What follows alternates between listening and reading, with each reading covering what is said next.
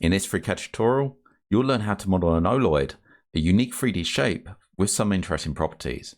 When rolled on a flat surface, an Oloid moves forward smoothly without slipping, whilst its centre of mass rises and falls, which makes it suitable for gentle, energy-efficient mixing applications.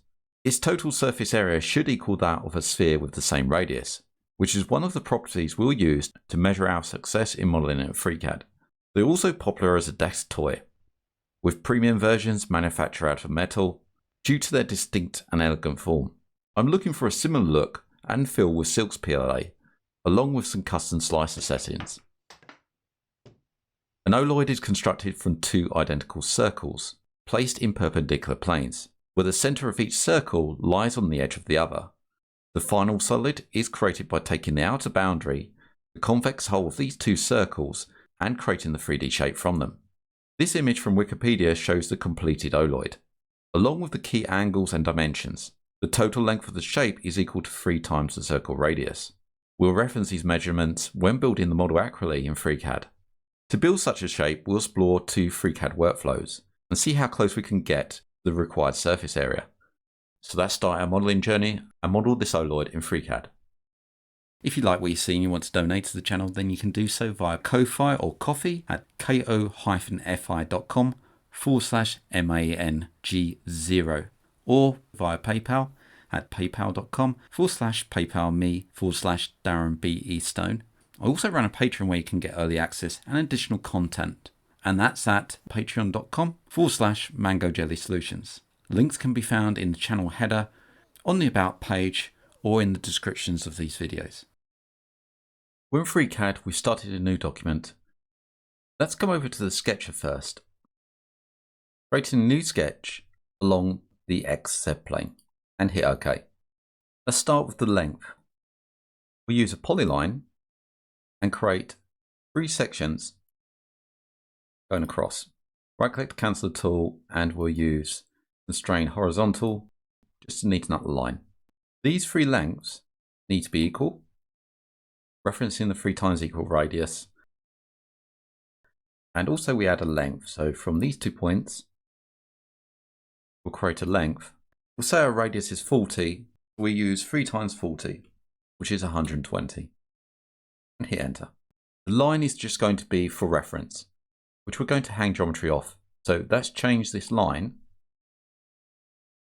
and create construction geometry. Make sure our geometry tools at the top are in white. If not, we have to toggle back. Next, take these 2 points and the center point and make them symmetrical. So this will be the guide to hang the rest of the geometry off. Using a polyline, connecting up to the endpoint, Winston to it, we'll come up, place a point somewhere over here, press M on the keyboard to cycle through the modes. And we're looking for the arc. And we'll come around and connect up to the endpoint. And right click to cancel the tool. This is a tangent line between the arc. And we'll select the center point and this point here and make those coincident. Therefore, we have the right radius. So this should be 40 millimeters. Take the dimensioning tool and show the radius here. It's going to go into over constrained, but I can use a reference geometry. So that's 40 millimeters. So this, if I press M on the keyboard, we see that's 40 millimeters as well. Let's right click to cancel and right click to cancel again. Our next task is to split this geometry and place a point that's vertical in line with this one. To do this, we use the split tool, split edge, available from Sketch, Sketcher Tools, and Split Edge. We just hover over the arc and click to split the edge. Right click to cancel and take these 2 points and place them in vertical alignment. We also want to place this point and this one in vertical alignment as well. From the diagram, we can see that the circle, its angle is 240 degrees. So these arcs, use the dimensioning, set those as reference, when added together, should equal half of that, to 120, which they do. So we know all our geometry is correct. That's closed now, and we have this arc. Let's come up to the view and toggle the axis cross. I need to create another one of these sketches that is perpendicular and flipped on the XY plane. We'll take the sketch over in the draft workbench, making sure our working plane is set from the top. Do that by coming up to Utilities and set in the working plane. It doesn't move, click Move Working Plane. Take the sketch, Modifications, and Clone. We have a clone of the sketch. Come down to the placement and look at the angle. At the moment it's 90 degrees. I set this to 0, and now we have to flip this around this way. Come down to the bottom and look at the scale. We can use this to flip. So we'll want to flip across the X axis here. Locate the X within the scale and place a -1 within here and click off. This is now flipped around the right way. We have the two arcs that we can create a surface from. But I want to divide this surface. Now I won't be using this line that I'm going to divide the surface with in the first workflow, but we'll use it in the second. Locate the midpoints in the arc. So this one here and this one here. Make sure your snap tools are enabled. We have a lock down here as well, which we can enable the snap tools.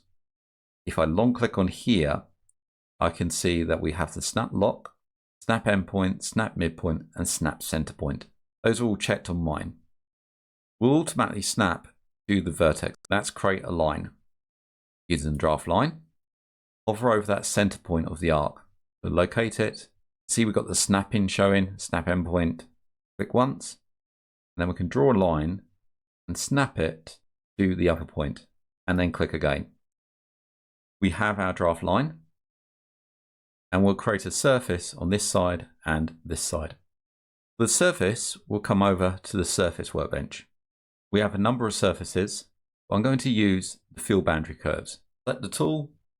The Add Edge button is enabled. If it's not, then we just click it, and then we come over and start adding the curves. So this is our dividing line. Start from one side, selecting one curve. We'll highlight in pink and be displayed on the left-hand side. Then move around the boundary, and the surface is added. Let's hit OK. We now have a surface. We have to make a surface on the other side. Now we could use the clone tool and rotate the surface around and flip it. That takes a little bit longer but keeps the geometry linked. So if we ever made changes to the surface, it will reflect in the clone. I'm going to keep it simple and create another surface on this side. It just demonstrates that surface tool again. So let's select Fill Boundary Curves and work our way around the edges. Let's hit OK. We have the two surfaces. We're now going to come over to the Part Workbench and start building the shape. The part tool we're going to use is the join shape. If we drop this down, we have a number of items in here. The way to use it is select one surface, then Control select the other. Come up to the part, come down to Join, and Connect Shapes. They're connected in one Connect Tree View item. If I open this up, make sure both the surfaces are hidden. Otherwise they'll get in the way. Now we've got the connect, select it and use the mirror tool, or part and mirror. Swing the 3D view around and look at the axis cross or the axis cross in the corner. We're looking for the plane to mirror over. I want to mirror over this plane here, the XZ plane. Select that and click OK. We have the top part, but we need to link them together. Look at the tree view, we have the connect mirrored. Within here, we have the connect, which is visible. This is still part of our geometry. I'm just going to come up and hide the sketch, the clone of the sketch and the line. Keep them out of the way. So we'll Control select both of those and make another join. Join those two together. We've got one connect now, making sure what's inside is not visible. We now take the connect and create our mirror.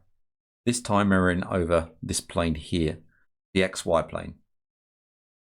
Mirror plane's correct. We just need to hit OK. We've got our final mirror, but remember, these are two separate objects. Let's open this up. It's visible. Control select the mirror, parent, and the child, and create the join. So join shapes. At the moment, we've just joined a number of surfaces. If I select the connect, this should be a compound. They're just loosely connected. Let's run the geometry check or part check geometry and run the check. If we look, we see it's a shell. In here, we can see that the shape type is a compound. So we need to create a solid. So let's close that, and we can take the connect, and this part won't be parametric. Come up to part and convert to solid. We get a separate object here. That is the solid. And we can check that by running the check. It says it's a solid. And also, if we look at the shape content, we can find its area, which is here. So let's see how close we are with this workflow. Remember that the area is the same as a sphere of the same radius. Let's close that and create a sphere. Right click and transform it out of the way. And also find its radius, which is going to be, if we look at the sketch and toggle section view, 40 millimeters. Let's close that. The sphere should be 40 millimeters. Take the sphere and run the check geometry and run the check. The shape content, the area is 20106.19, which differs to the solid. Let's hide, connect, and come down and run the check there. Look down, we got the sphere. Working our way down, we have the connect to solid, and the area there is 20061.91. Obviously those aren't exact, so can we improve this with our other workflow, the Curves Workbench? Let's close and show the workflow for the Curves Workbench. I'm going to keep the sketch, the clone of the sketch, and the line, and delete the others. So you may want to save this as a different document, and then we can start deleting these parts. When we delete the parts, the nested items within will be released. I'm just going to hide the sphere because we're going to use this later. So for our next workflow, we'll use the Curves Workbench. Let's show the sketch and the clone, and this time we're going to be using the line. Now the Curves Workbench, if we come up to Tools and Add-on Manager, Curves Workbench is an external workbench and can search for it, typing in curves. So Curves Workbench here. We just install or update it. It will need a restart. And once it's installed, we can access it from the Workbench dropdown. There are a number of tools in the Curves Workbench that deals with both curves and surfaces. The tool that I'm most interested in is the Golden Surface. This creates a surface that skins a network of curves. To use it, we need to separate this into individual curves. Now think of your model as a rectangle, and the sides of the rectangle are going to be where we're going to separate the curves out. So I want this curve here, hold down Control and select the other.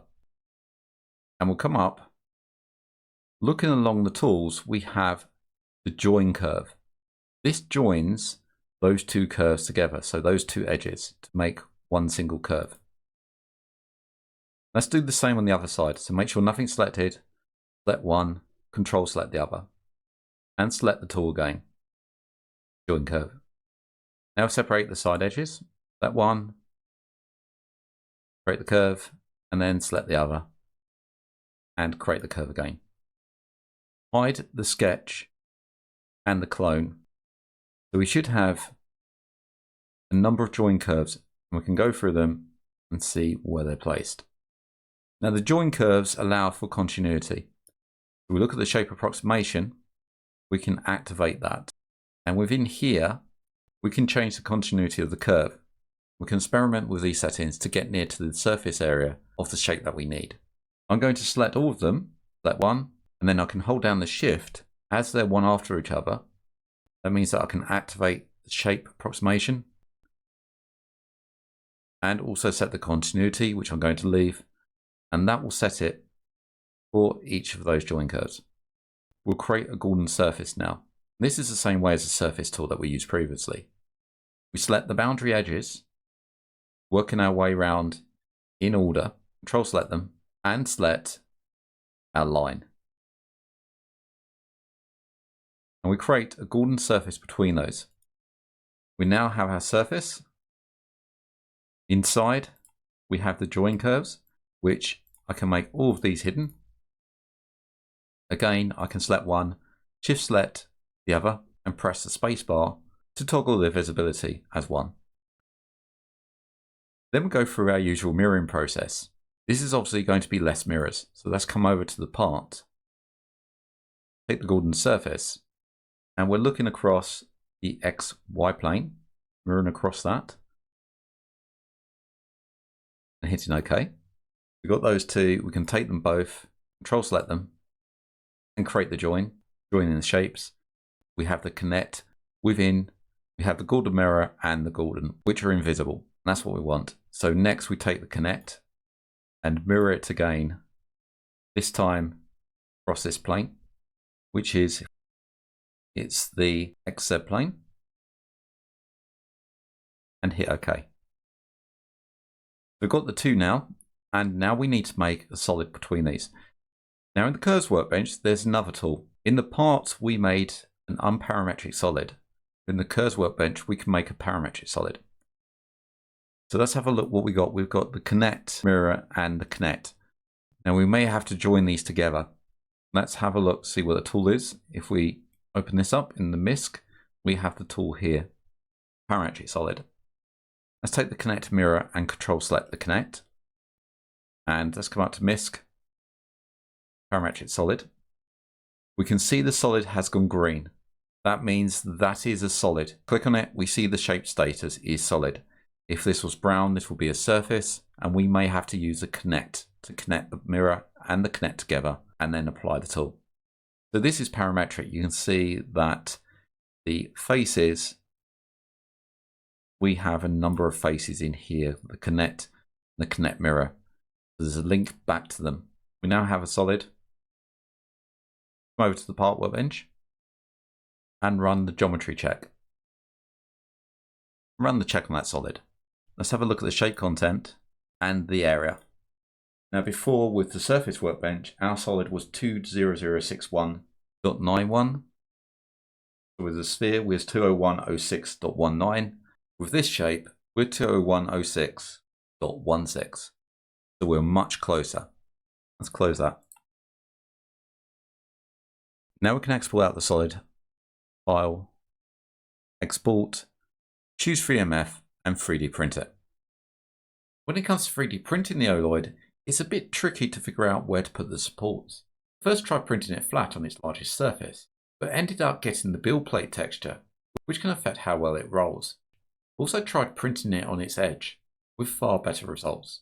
I've increased the infill density just to give it a better weight and feel in the hand. This one was printed in Silks PLA, which is a decorative filament. I've left links in the video description for the filament in case you're interested. I hope you enjoyed this video, and I look forward to seeing you in the next one.